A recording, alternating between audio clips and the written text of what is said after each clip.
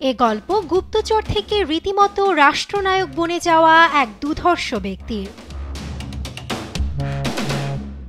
সালটা ১৯৫২। দ্বিতীয় বিশ্বযুদ্ধের পার হয়েছে মাত্র ৭ বছর। তৎকালীন লেনিনগ্রাদে, যা বর্তমানে সেন্ট পিটার্সবার্গ নামে পরিচিত, জন্ম নেয় এক শিশু।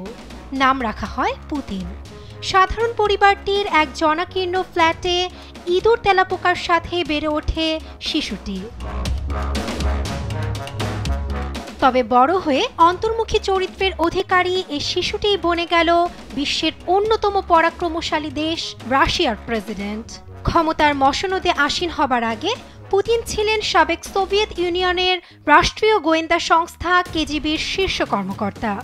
গুপ্তচর বৃত্তি কিংবা গুপ্তখুন সহ বিভিন্ন জঘন্য সব কর্মকাণ্ডের সাথে জড়িত কেজিবির নাম, যার নাম শুনলেই এখনো কেঁপে ওঠে বিশ্ব। ১৯৯৯ সালের ৩১ ডিসেম্বর বিশ্ববাসীকে হতবাক করে দিয়ে ক্ষমতা ছাড়ার ঘোষণা দেন তৎকালীন রাশিয়ার প্রেসিডেন্ট বরিস ইয়েলস্টিন। এদিন টেলিভিশনে দর্শকদের উদ্দেশ্যে তিনি বলেন, এ সময় প্রয়োজন নতুন মুখ, নতুন নেতৃত্ব, নতুন বুদ্ধিমত্তা ও শক্তিশালী জনগণ। ব্যাপক দুর্নীতি, রাজনৈতিক ও সামাজিক সমস্যার মধ্যে দিন দিন অজনপ্রিয় হয়ে উঠেছিলেন বরিস।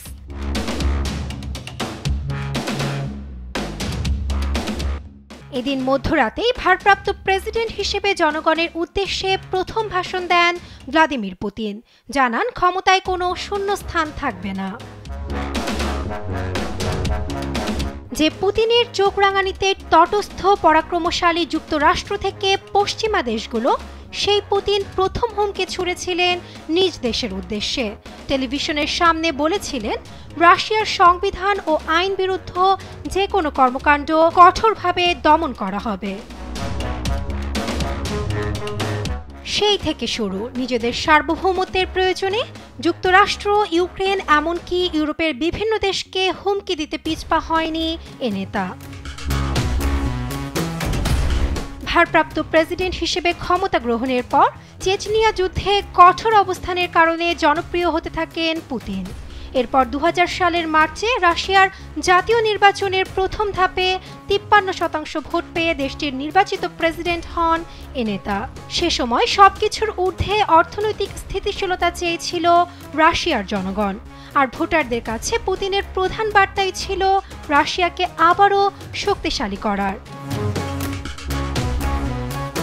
কথা কম কাজ বেশি নীতিতে চলা প্রেসিডেন্ট পুতিনের ছেলেবেলা নিয়ে আগ্রহের কমতি নেই বিশ্বমহলের।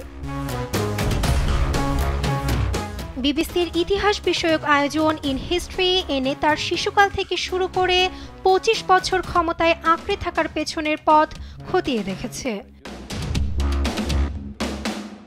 ২০০১ সালে বিবিসিকে দেয়া এক সাক্ষাৎকারে পুতিনের সাবেক জুডো প্রশিক্ষক অ্যানাটোলি রাকলিন বলেন, পুতিন সবসময়ই জয়ের জন্য দৃঢ় প্রতিজ্ঞ ছিলেন। এমনকি প্রতিপক্ষকে শক্তি দিয়ে ধরাশায়ী করতে না পারলে কৌশল দিয়ে ঘায়েল করত পুতিন। ২৫ বছর ধরে রাশিয়ার ক্ষমতার কলকাঠি নাড়ছেন ৭২ বছর বয়সী এ রহস্যময়ী নেতা Vladimir Putin. Nasrin Akhtar, news desk, Desh TV.